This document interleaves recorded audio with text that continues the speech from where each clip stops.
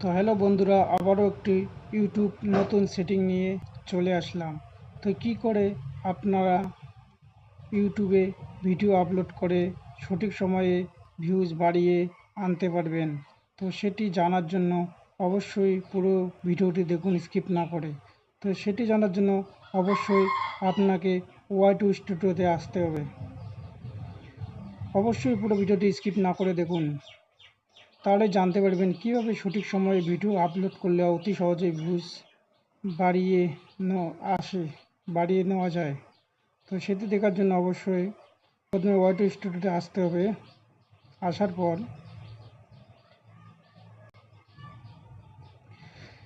Analyse নামে যে অপশনটি, সেখানে আসতে হবে। নিচে অ্যানালাইজ নামে অপশনটি, তো আসার পর একটু নিচে আসতে হবে। আসার পর উপরে দেখতে হবে অডিয়েন্স নামে যে অপশনটি, সেখানে আসতে হবে। অডিয়েন্স নামে অপশনটি সেখানে আসতে হবে। তো অডিয়েন্স নামে অপশনটি আসতে হবে। আসার পর সেখানে টিপার পর তো নিচে দেখো আপনার সামনে একটি চার্ট চলে যাচ্ছে যে কোন সময়ে ভিডিও আপলোড দিলে ভিউজ বাড়বে, অর্থাৎ ভিডিওর যে সময়, কোন কোন টাইমে আপনার যে ভিডিও আপলোড দিতে হবে সেই সময়গুলো এখানে আছে।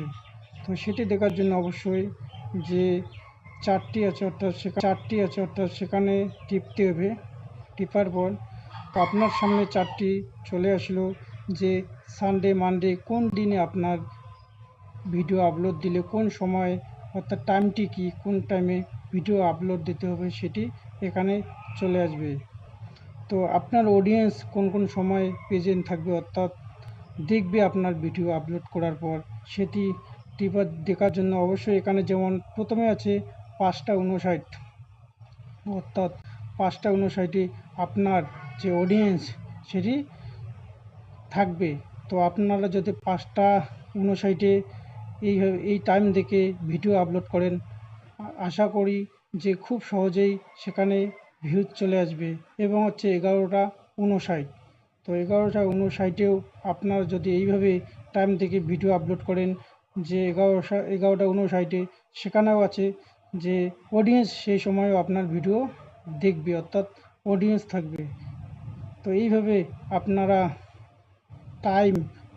টাইম এবং সানডে, মানডে অর্থাৎ কী বার, কোন সময়ে ভিডিও আপলোড দিতে হবে সেটি দেখার জন্য এখান থেকে আসার পর এখান থেকেই ভিডিও আপলোড যদি ঠিক সময়ে দেন, অবশ্যই আপনার ভিডিও ভিউজ আসবে।